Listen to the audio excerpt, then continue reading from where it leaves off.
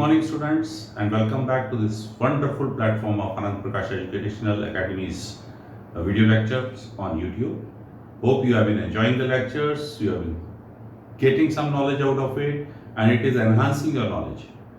As we have completed the first chapter of class 10, that is electricity, we now proceed to the second chapter, that is the magnetic effect of electric current. While studying the chapter of electricity, we have said that electric current can be converted, electrical energy can be converted in other forms of energy. That is heat energy, which we already studied, magnetic energy, which we are going to study in this chapter, and other forms of energy which we will be studying in the future classes or the future years. So, magnetic effect of electric current, what does that mean? It means that when a current flows through a current carrying wire, that electricity, when it flows through a wire, it produces magnetic field around it. Now, what do you mean by a magnetic field around it? So, first let us understand what is a magnet. What is a magnet? In simple terms, I can say a magnet is an object which attracts nickel, cobalt, iron and steel.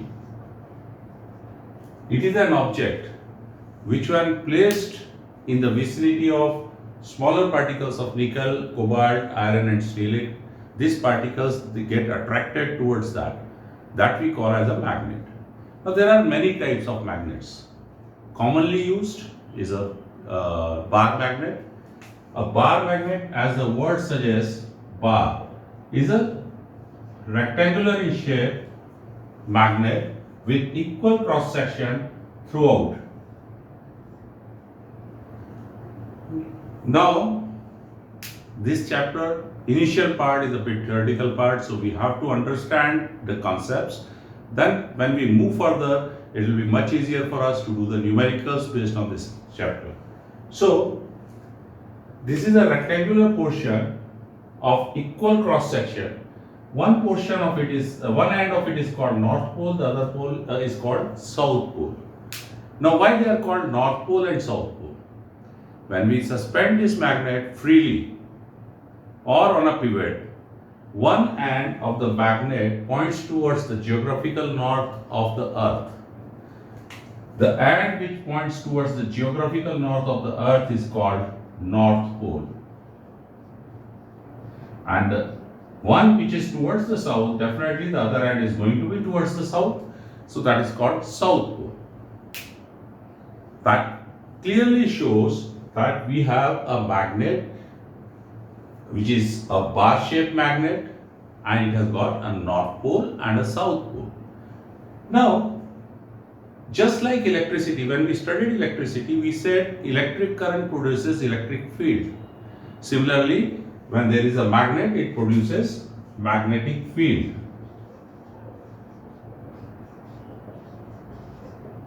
It is the space surrounding the magnet which experiences the force of this magnetic field.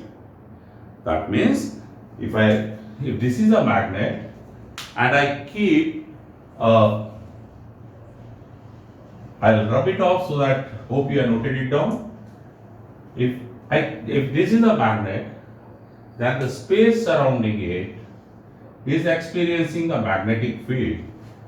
If I keep a tiny magnet over here, that tiny magnet gets deflected.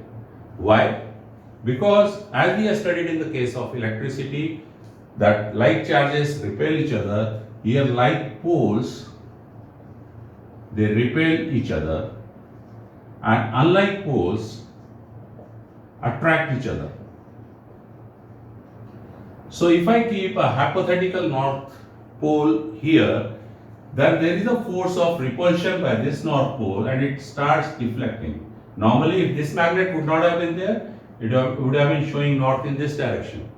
But because of the force of the magnet, it starts deflecting. So this deflection is because of the magnetic force or the magnetic field or the magnetic strength across in the space surrounding the magnet. Now we also call them as magnetic field lines. Now what is magnetic field lines? This when we keep a hypothetical north pole close to the north pole of the bar magnet, it starts showing deflection, and if I start keeping the north pole, it will start showing deflections like this, and ultimately I can plot a line which is something like this.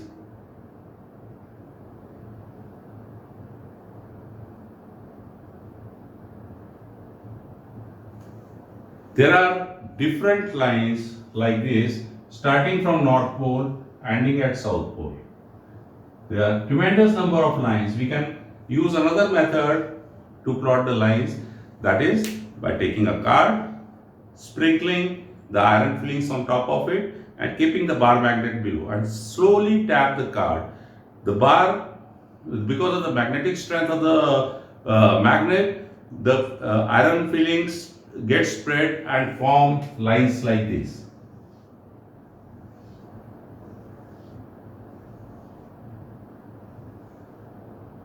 Now, these magnetic lines are nothing but they are indicating the strength of the magnetic field at that particular point, that is the magnitude, and also the direction of the magnetic field in that particular point. Direction, when I am saying the direction of a hypothetical north pole kept at that point.